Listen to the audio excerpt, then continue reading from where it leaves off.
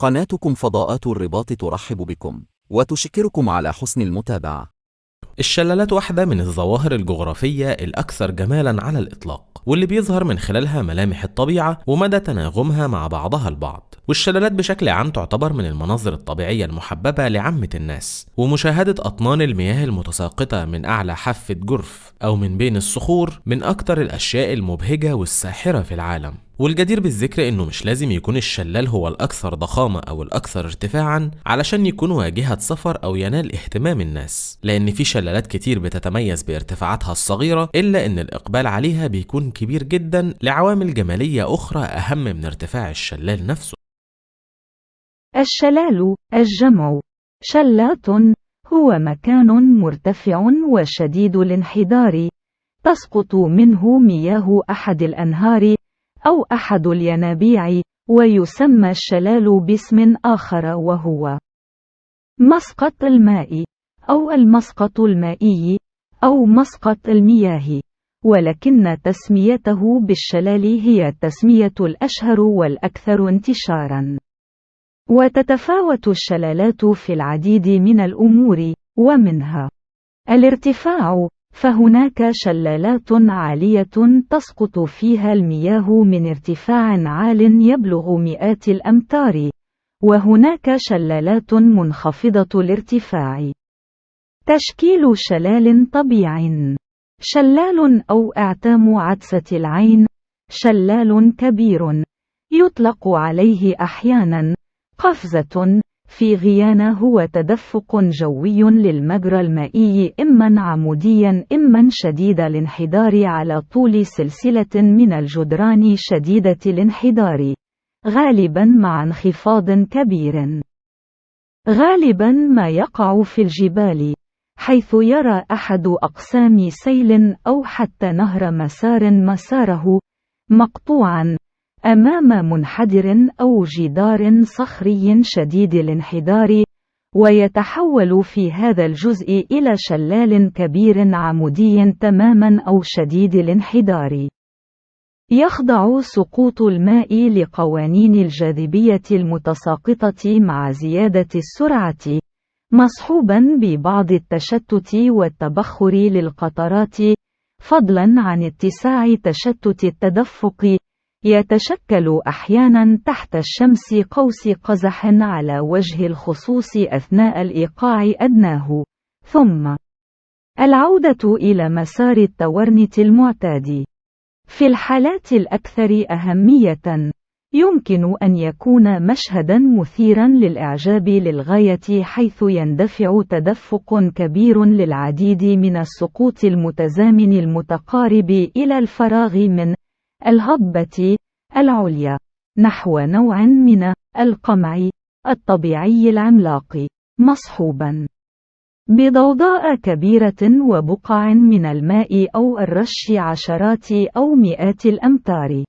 توجد الشلالات الأكثر إثارة للإعجاب في سياق جيولوجي وجيومورفولوجي مع تغيرات ملحوظة للغاية في الارتفاع تعبر تدفق نهر أو سيل.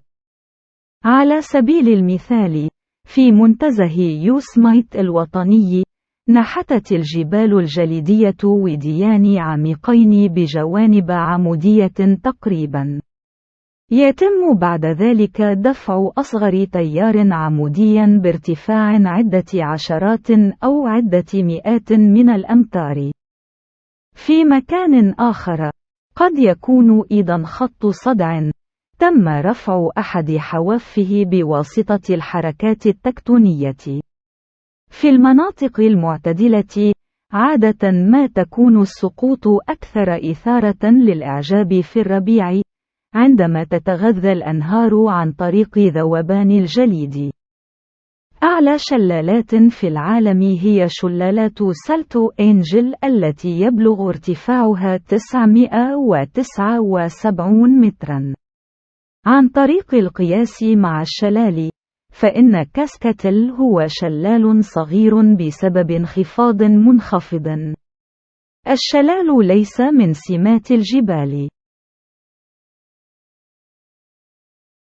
تقع شلالات أوزود في إقليم أزيلال الذي يبعد 150 كيلومتر عن المنطقة الشمالية الشرقية في مراكش بالمغرب، و80 كيلومتر عن مدينة بني ملال، وأقرب منطقة لها قرية الأطلس الكبيرة لتناجميلت، ويبلغ ارتفاع الشلالات حوالي 110 متر.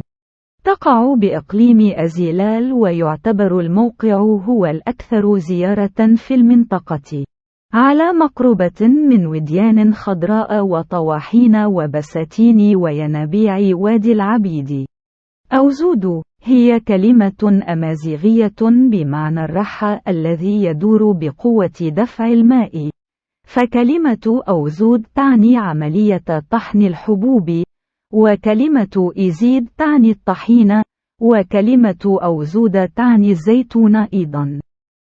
انقاع الشلالات سهل الوصول من خلال طريق مظلل بأشجار الزيتون. في قمة الانهيارات أو الشلال هناك دزينة من الطواحين الصغيرة القديمة التي ما زالت قيد الاستعمال. في الغسق يمكن ملاحظة حشود كاملة من القردة، فيما تقود العديد من الجمعيات المحلية والوطنية المشاريع لحماية وإبقاء والمحافظة على الموقع. تعتبر هذه الشلالات من بين أعلى الأماكن في المغرب، وغالبا ما يغلب عليها قوس قزح. تقع في وادي ريفي أخضر من الحجر الرملي الأحمر، مثل واحة مزروعة ببساتين الزيتون وأشجار اللوز وأشجار التين وغيرها. ولا تزال أشجار الخروب وعشرات معاصر الزيت التقليدية الصغيرة في المنطقة. دمتم في حفظ الإله ورعايته. وإلى اللقاء.